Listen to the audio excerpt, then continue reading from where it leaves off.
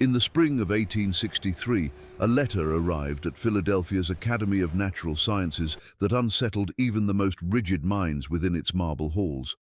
It was delivered quietly, without fanfare, sealed in wax that had cracked during its journey from Virginia's war-scarred fields. The contents, however, carried enough weight to fracture the era's scientific certainty and challenge the foundations of racial theory itself. It spoke of a young black girl living in a contraband camp outside Alexandria, a child who, according to military officers, could recall entire medical books after a single hearing, solve numerical proofs no one had taught her, and speak perfect Latin despite never attending school. To the learned men who studied skull shapes and proclaimed African inferiority as immutable fact, such a claim bordered on blasphemy. Yet 3 separate officers swore the accounts were real, and that the girl had corrected a physician's dosage errors, saving the lives of 2 soldiers with knowledge she should not have possessed. The man chosen to investigate this impossible report was Dr. Samuel Callicott, a respected figure in American craniology, a field steeped in false certainty and bias disguised as science. He had spent decades measuring skulls to prove that black intelligence sat lower on some imagined evolutionary ladder, and he believed the issue long settled. But what he discovered in that muddy, makeshift camp would upend his life entirely, tearing apart the very theories he had built his reputation on. His private journals, sealed away and untouched for generations, hint not only at a child who surpassed every intellectual boundary of her time, but also at his own rapid descent into moral conflict, secrecy, and guilt. By the end of that spring, Callicott would destroy years of research, abandon the scientific community, and disappear from public view as if swallowed by the war itself. Before we descend into the forgotten corridors of this case, before we unravel the mystery of the girl history erased, you and I need to make a small agreement. If stories like this compel you, stories buried beneath dust and denial, stories that reveal truths too dangerous for their own era, then stay with me. And if you're listening on YouTube, subscribe and tell me in the comments what city or state you're tuning in from so we can map the landscape of curious minds uncovering the past together. Now take a breath, settle in, and travel with me into the spring of 1863, when one child's brilliance threatened to crack the nation's most powerful lies. The contraband camps that ringed Alexandria in early 1863 were worlds held together by mud, desperation, and the stubborn hope of people trying to outrun the memory of chains. They sprawled across open fields, abandoned warehouses, and half-collapsed barns, built from scraps of rotten canvas and mismatched planks, scavenged from whatever war had not already consumed. Smoke hung in the air in a constant drifting haze, carrying the scent of boiled cornmeal, damp earth, and the sickness that clung to the medical tents like a permanent shadow. Amid this constantly shifting maze of suffering and survival stood Camp Relief No. 7, a place crowded with nearly 240 refugees, most of them women and children stumbling into freedom with nothing but bruises and questions about what might come next. Eliza Davis arrived there on a cold March morning, thin as a fence rail and quiet in the way children become when the world has taught them that attention is dangerous. She had come with a cluster of refugees fleeing a burned plantation outside Richmond, escorted only by Ruth, a woman old enough to have buried 2 children but still strong enough to protect this one. Eliza kept her head wrapped in a faded calico cloth, her braids tucked neatly beneath it, her eyes wide and watchful as though she were taking in every movement, every voice, every fragment of the world around her.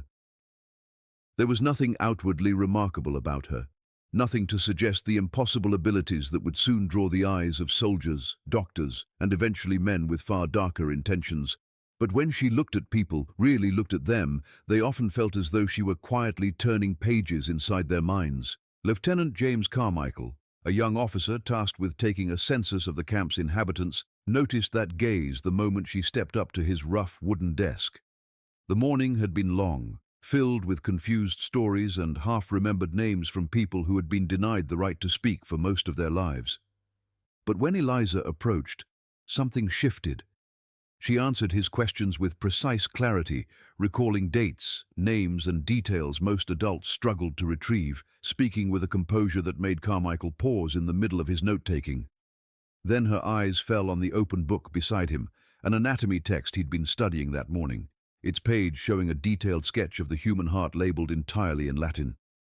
When she began quietly naming each vessel, each chamber, each function in perfect sequence, Carmichael's pen slipped from his hand. What began as curiosity turned to astonishment as she repeated entire passages he had read earlier, then explained them with understanding far beyond anything she should reasonably possess. It was this moment, this improbable conversation in a muddy camp, that set everything in motion. Word of Eliza's abilities moved through Camp Relief Number 7 the way fire races along dry grass. Quiet at first, then suddenly unstoppable. Carmichael, shaken and unsure whether he had witnessed brilliance or something bordering on the supernatural, spent the next hours testing her in every way he could imagine. He pulled aside refugees from different corners of the camp and had them speak in her presence, then asked her to repeat their words exactly. She did. Intonation, dialect, pauses, and accents replicated with uncanny precision, as if her mind were a perfect recording device. When a German immigrant working for the army muttered a phrase under his breath, she reproduced it flawlessly, despite never having encountered the language. When Carmichael read pages from his medical text aloud, she recited them right back, not stumbling once, and then calmly explained the meaning behind the Latin labels and anatomical diagrams as though she had spent years studying them. By the time he dismissed her, his hands were trembling so badly that he could barely hold his pen.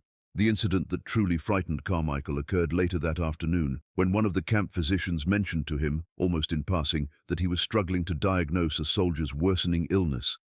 Carmichael, now curious, mentioned the case to Eliza the next time he saw her. She listened silently, brow furrowed, then asked 3 precise questions about the man's symptoms before giving a diagnosis Carmichael had never even heard of. When the physician tried her recommendation, half out of desperation, half out of disbelief, it worked, and the soldier's condition began to improve within a day. This, more than anything, convinced Carmichael that the situation was far beyond his authority to manage. His report traveled quickly up the military chain, gathering more attention with every step it climbed. In a war where politics, race, and science tangled together like vines around a collapsing structure, a black child demonstrating an intellect that surpassed trained white physicians was a spark that could ignite explosions no one was prepared for. To Northern officials, she represented both promise and danger. To Southern sympathizers, she was a threat to the ideological backbone that justified their social order. And to the Army's War Department, already stretched thin by battlefield losses and pressures from abolitionist groups, Eliza was something else entirely. A potential scandal, a political weapon, or perhaps even proof that the nation's understanding of human intelligence was disastrously incomplete. The higher the report climbed, the more urgent the case became, until it landed on the desk of a man thought to be perfectly suited to expose exaggeration and restore scientific clarity. That man was Dr. Samuel Callicott, one of the era's most respected authorities on craniology, and someone whose career depended on the belief that black people were intellectually inferior by nature, not circumstance. When he received the War Department's request, laden with secrecy and strict instructions, he dismissed the claim as ridiculous propaganda. Yet the more he read, the more he sensed that the government did not believe this was mere rumor. Something about the tone of the orders suggested they feared the report might actually be true. And if it was, it could destroy everything men like him had built their reputations upon. Dr. Samuel Callicott arrived in Alexandria under a slate-grey sky that mirrored his mood, determined to prove the military reports nothing more than exaggerated camp gossip. He stepped down from the carriage with the confidence of a man who believed he already knew the truth, because the truth, as he understood it, had been carved into him by decades of measuring skulls and cataloguing his findings as immutable science. To him, intellect was a matter of bone and biology, not environment, not circumstance, and certainly not something that could blossom in a child born into bondage. Yet as he moved through the camp's muddy pathways, guided by Dr. Marcus Lindley, he couldn't ignore the unease crawling at the edge of his thoughts. Lindley, a practical physician hardened by months of tending to the wounded, had none of the enthusiasm of a man fooled by childish tricks. His expression carried something closer to fear. When Callicott entered the small canvas tent where Eliza sat waiting, he noted her immediately with the dispassionate eye of a researcher. She seemed slight for her age, underfed, wrapped in a plain grey dress too thin for the chill in the air. Her guardian, Ruth, watched from the corner, with a protectiveness that Callicott recognized from mothers confronted with strangers who carried too much authority.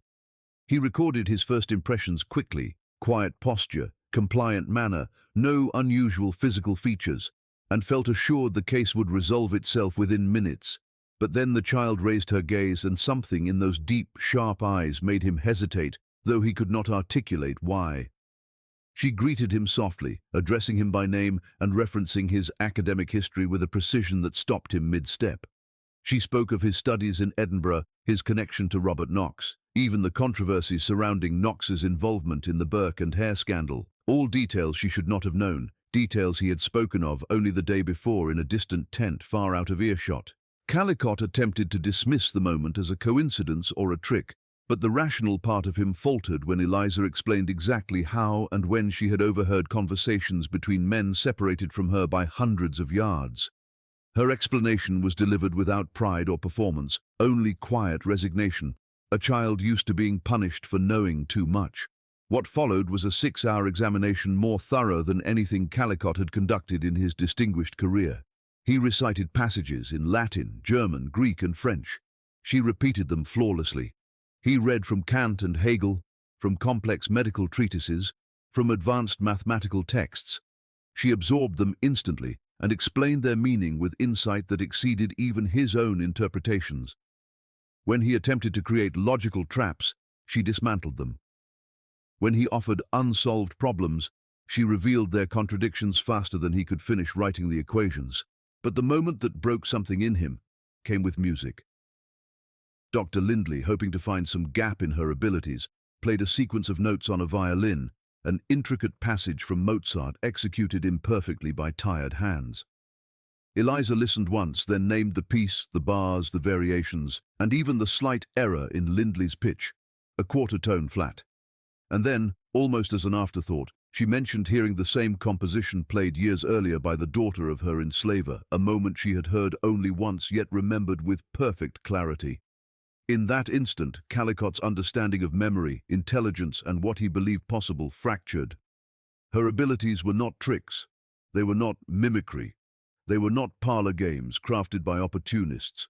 They were real, vast, and terrifying in their implications. Callicott's confidence, so solid when he entered the camp, began to crumble beneath the weight of what he had witnessed. He tried to retreat into the safety of measurement and biology, reaching for his calipers and charts as though numbers could rescue him from the storm gathering in his mind. He recorded the dimensions of Eliza's skull with meticulous precision, hoping desperately to find some anomaly, some physical irregularity that could serve as an anchor to his worldview. But each measurement fell squarely within the expected range for a child her age. No unusual curvature, no enlarged cranial capacity, no physical marker he could use to justify the impossible intellect sitting calmly before him. Her reflexes were normal, her vision unremarkable, her hearing sharp, but not biologically extraordinary. There was nothing, absolutely nothing, in her anatomy that matched the brilliance erupting from her mind. His assistant, William Driscoll, stood nearby, pale and shaken, watching the tests with a kind of horrified fascination.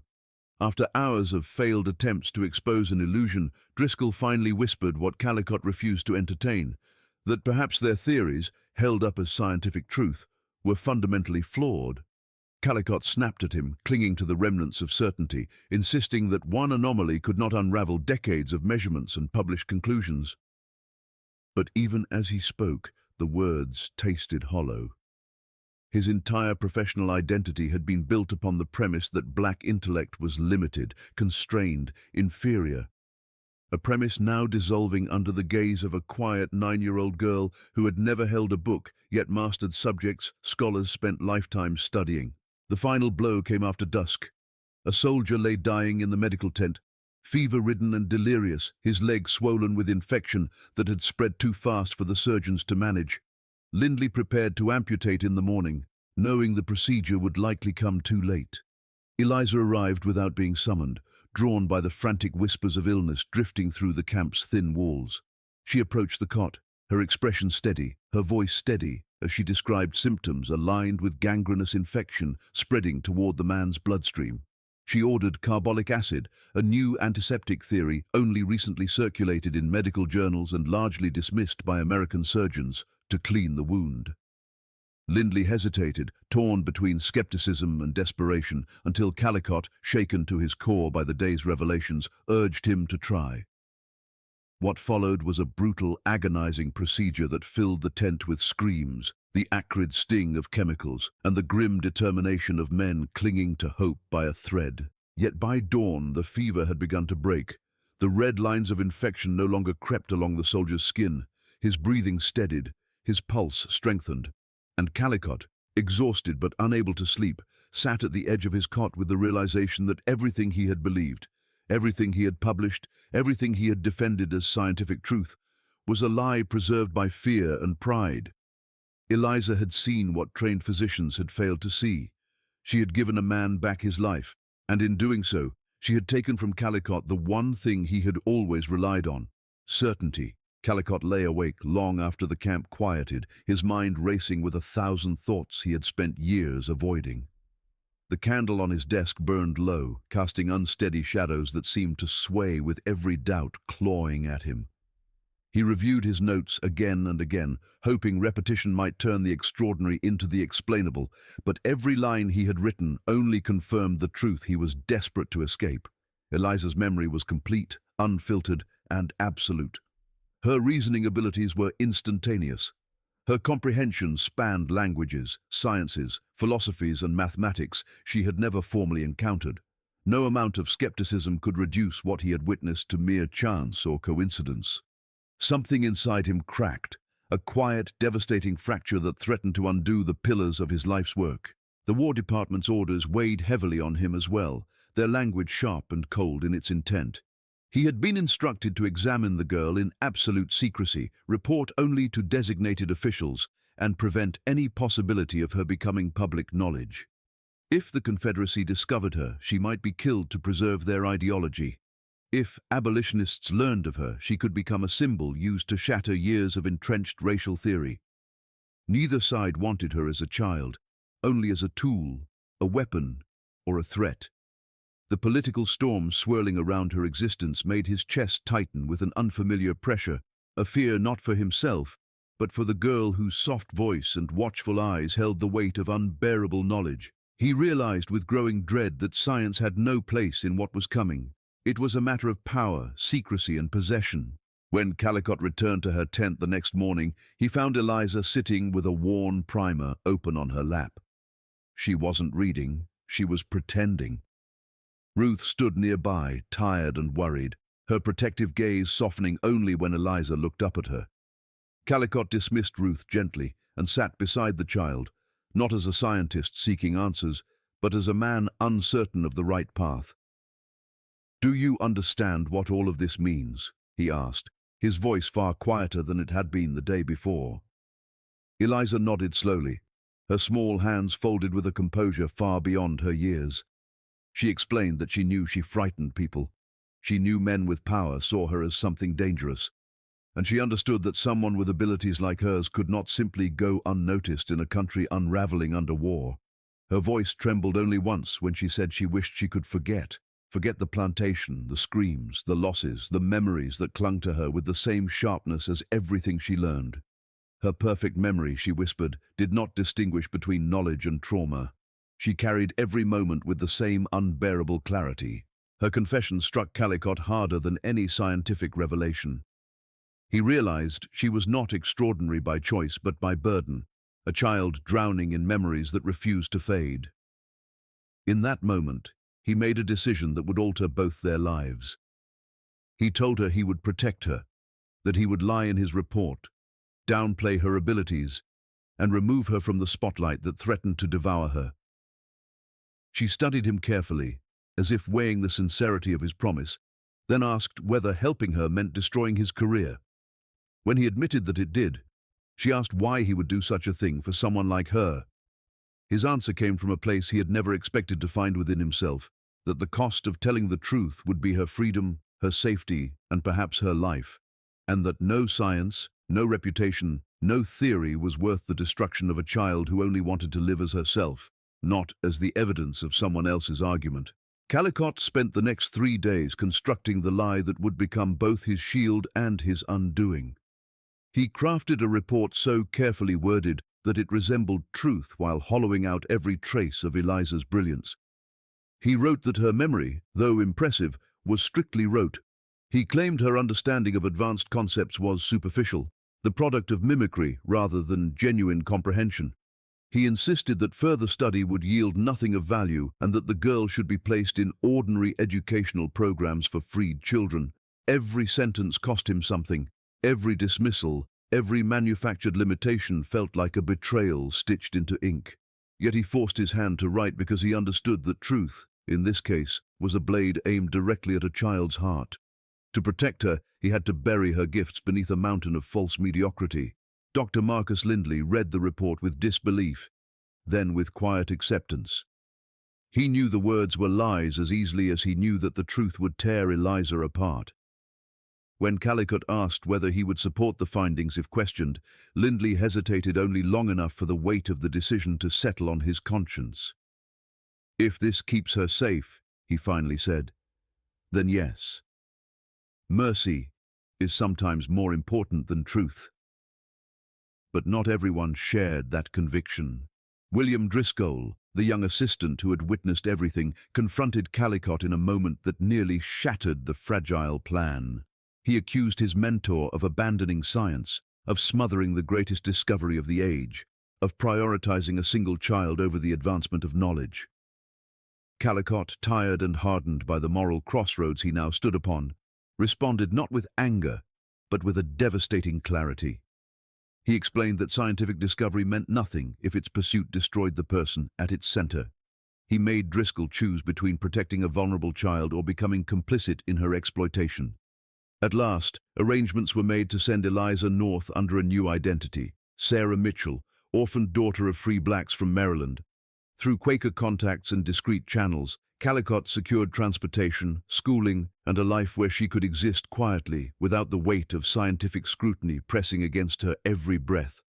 On the morning of her departure, the camp was unusually still, as though the wind itself recognized the fragility of the moment.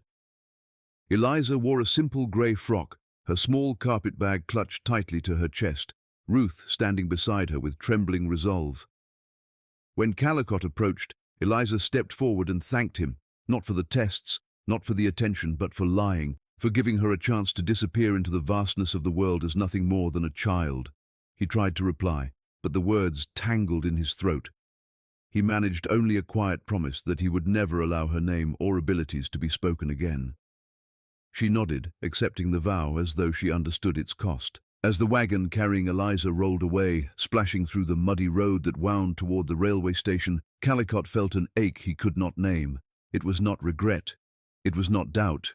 It was something deeper, a recognition that he had stepped beyond the boundaries of who he believed himself to be.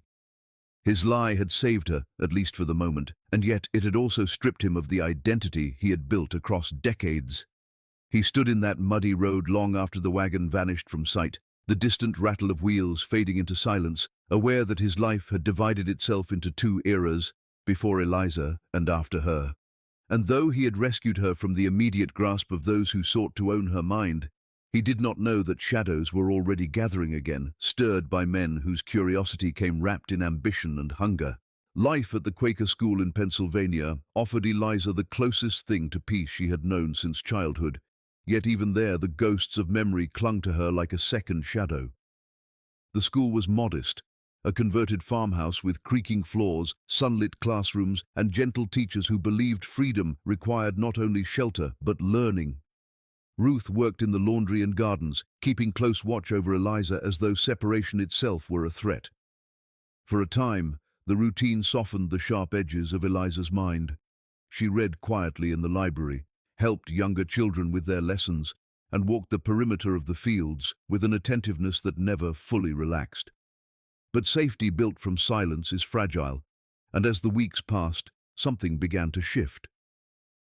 Eliza felt eyes on her, unfamiliar, deliberate, watching not with kindness, but with intent.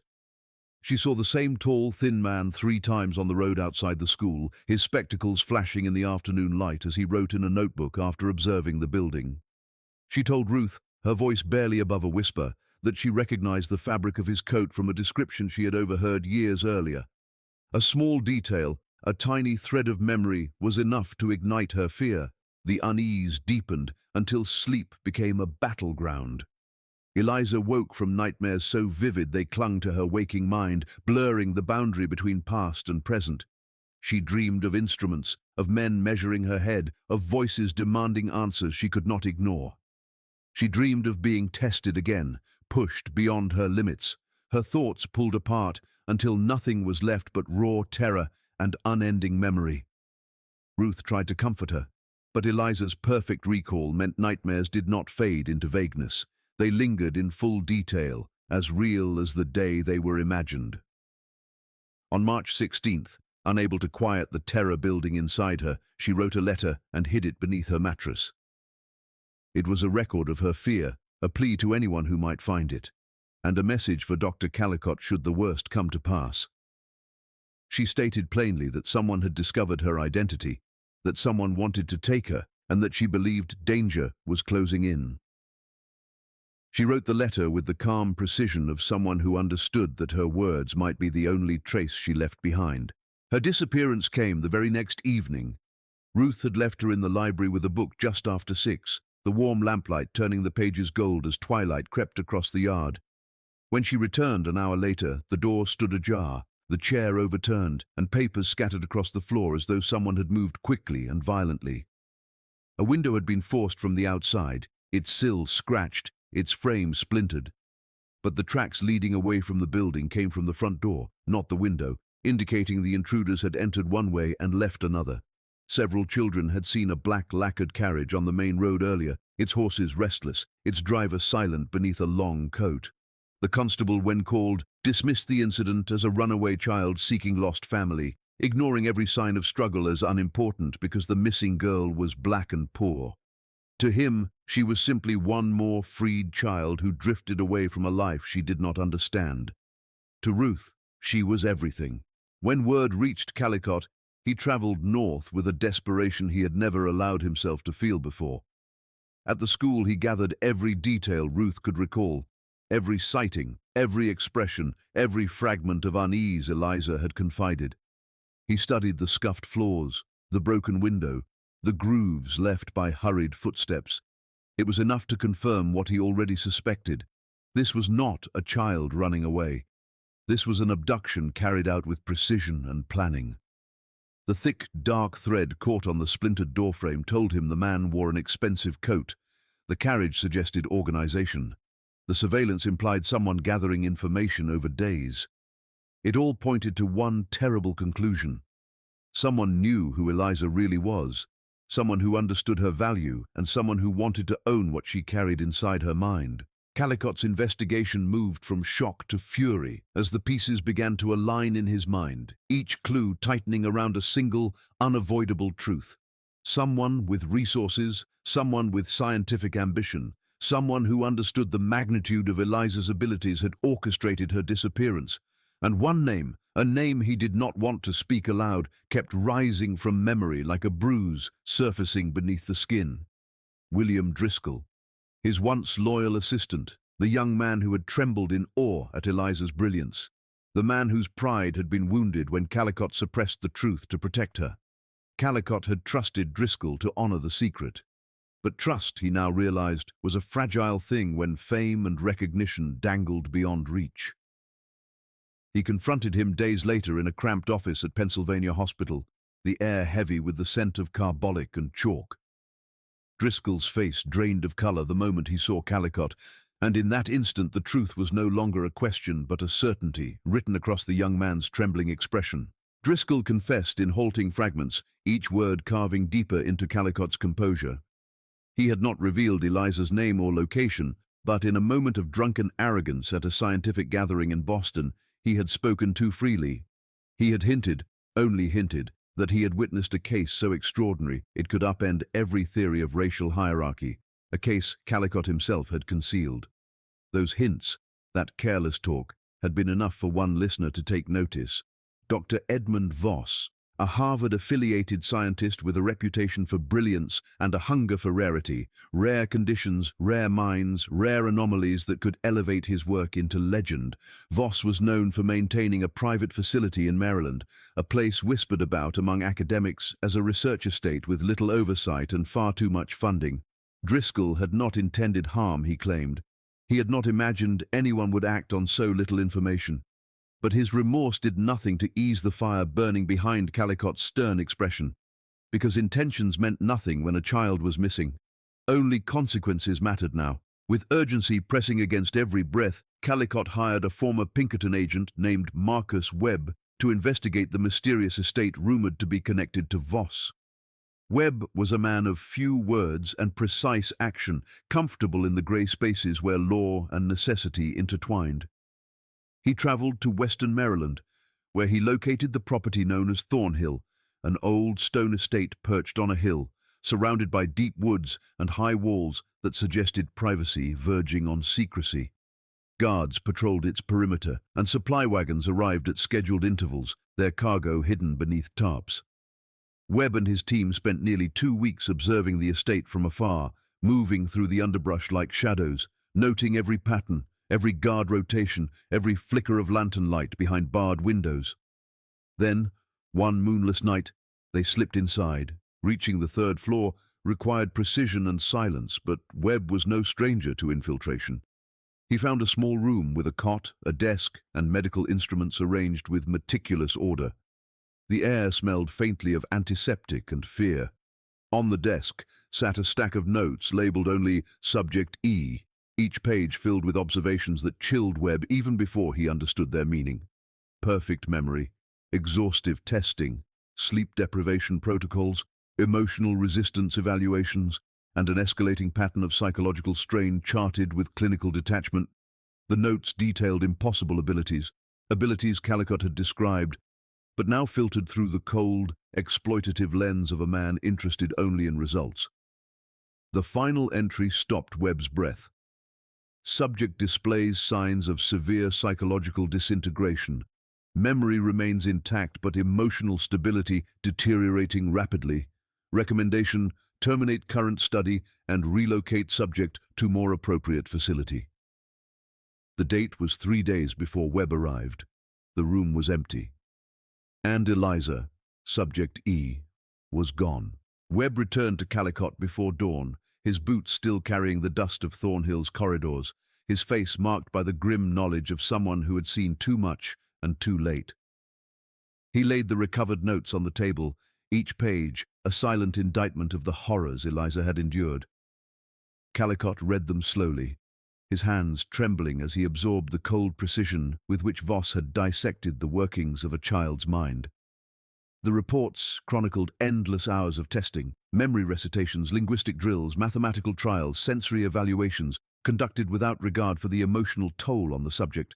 Voss's language was clinical, devoid of empathy, reducing her to a phenomenon rather than a human being. But beneath the sterile phrasing, the truth seeped through like blood beneath gauze. Eliza had been pushed past exhaustion, past fear, past any boundary a child should ever cross. Her perfect memory, once a gift she carried in silence, had become a cage trapping every trauma, every nightmare, every moment of despair in relentless detail. The further Callicott read, the more unbearable the entries became. Voss noted her increasing silence, her refusal to speak except when directly questioned, her eyes drifting to places only she could see as memories collided with the present. He described her trembling at night, her inability to sleep, her confusion between past horrors and current captivity. She was unraveling, not because her mind was weak, but because it was too strong, too open, too mercilessly exact to withstand relentless cruelty. And then came the final entry. Study discontinued, subject relocated, no destination listed, no explanation, just a void where a child's fate should have been recorded. Callicott pressed a hand to his forehead, feeling the walls of the room closing in. He had saved her once with lies, but now his lie had become a death sentence, a path that had led her straight into the hands of a man who saw her not as a life worth protecting but as an experiment to exploit. Days later, a letter arrived at Callicott's home, unsigned, delivered quietly, as though its sender feared being seen. It came from a former Union officer who sought absolution before illness carried him to the grave. His confession was written in a shaky hand, each line an unraveling thread of guilt. He claimed that in March of 1865, he and a small unit had been given orders by the War Department to locate and secure a valuable subject, deemed a national risk if left unattended. They were not told that the subject was a child. They were not told she was vulnerable. They were not told the truth about the research facility waiting for her. They simply followed orders, unaware they were aiding a kidnapping sanctioned under the guise of wartime necessity. They delivered her to Voss, believing it was an official matter. Only afterward did the officer learn he had delivered a child into a private scientist's hands, not a government institution. Those details alone struck Calicott like a blow, but the letter was not finished. The officer wrote that months later he had spoken with another man from his unit who had been hired for a second transport. A transport that moved a malnourished, silent young black girl, barely responsive, unable to speak, from Voss's estate to a federal asylum in Washington, St. Elizabeth's Hospital, a place where records were lost, patients forgotten, and the marginalized disappeared into nameless graves. The officer did not know what became of her, only that she had been delivered to the asylum as a destitute, freed child suffering from mental collapse, with falsified paperwork and no family to claim her. Calicott felt the air drain from the room as he read. If she lived, she was lost among the forgotten. If she died, she had died alone, stripped of her name and identity, buried without recognition or remembrance. It was a fate far crueler than death itself, a vanishing, a silencing, a story erased from history. Calicott traveled to Washington with a desperation that had burned away whatever remained of his reputation, his pride, or his former certainty.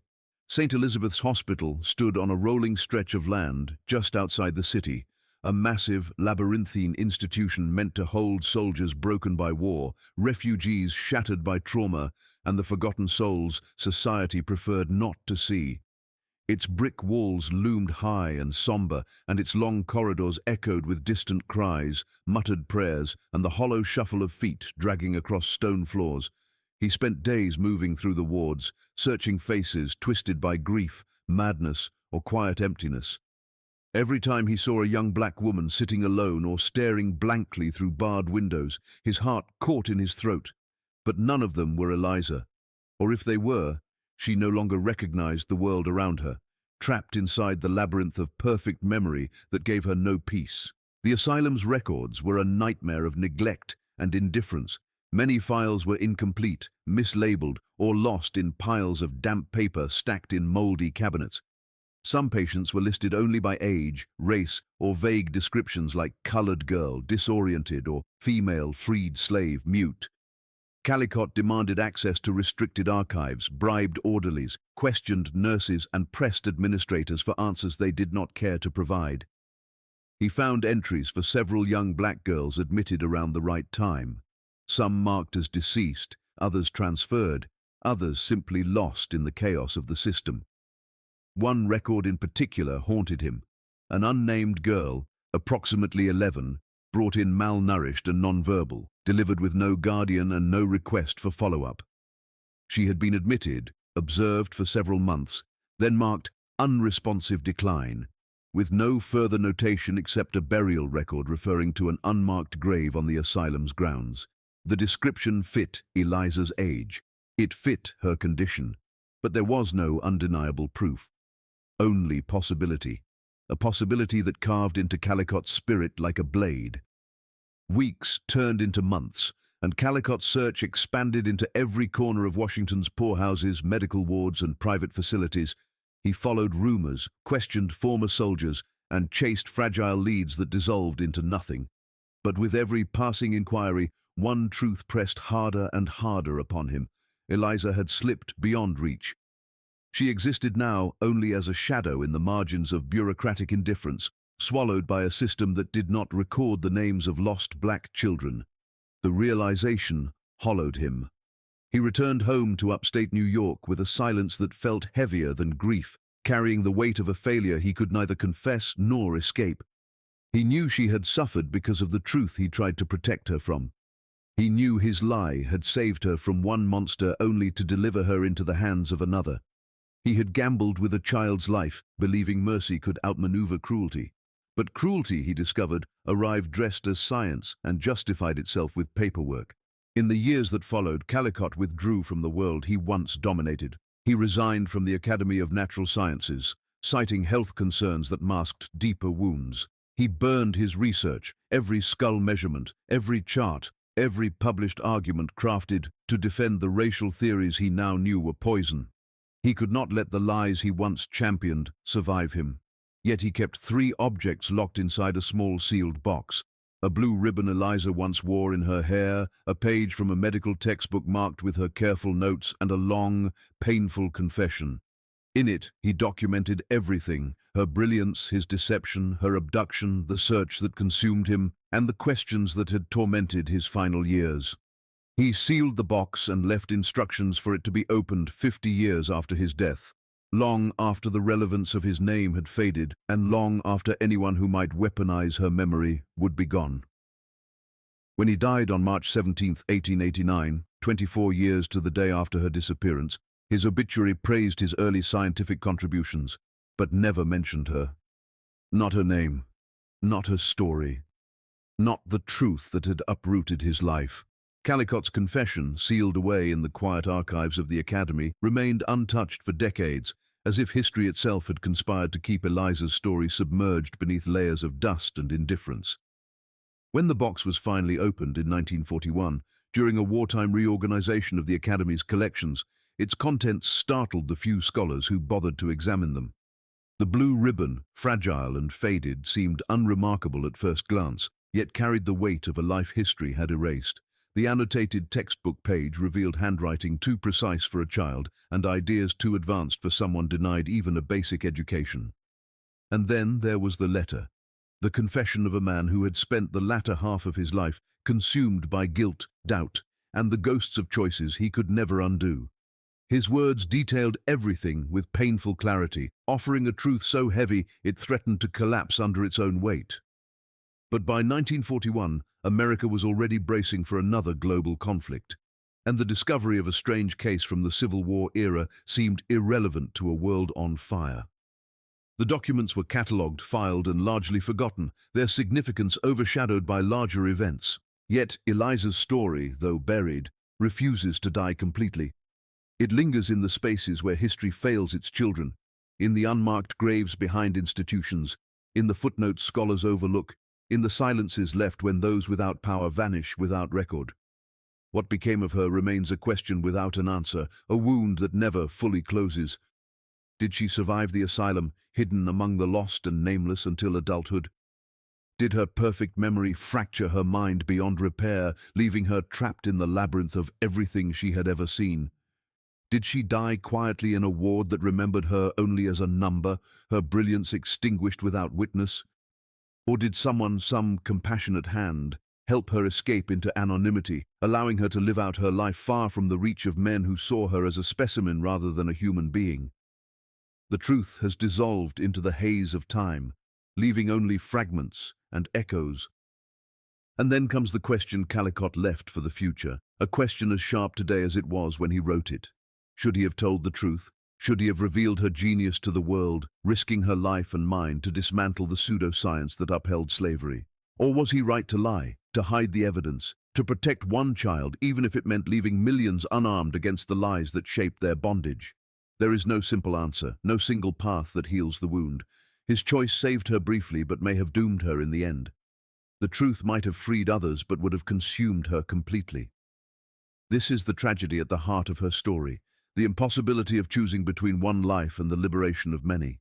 And it forces us, even now, to ask what we owe to the vulnerable, to the forgotten, to the ones history loses in its blind pursuit of progress. What do you think happened to Eliza Davis? Do you believe she survived the asylum, slipping into adulthood under a different name? Do you think her perfect memory finally became unbearable? Or do you believe she was silenced by the very institutions meant to study and protect her? Share your theory below, because stories like hers survive only when we speak them aloud. If this tale moved you, if it reminded you of the hidden truths buried beneath the surface of our past, subscribe, Share this with someone who values forgotten history and help keep alive the memory of those the world tried to erase. History is full of voices that were never heard, children who vanished, and truths that threatened the people in power. Our job now is to remember them, to give their stories the dignity they were denied, and to keep asking the questions no one wanted answered. Until we meet again, hold tight to the stories that unsettle us, because they are often the ones closest to the truth.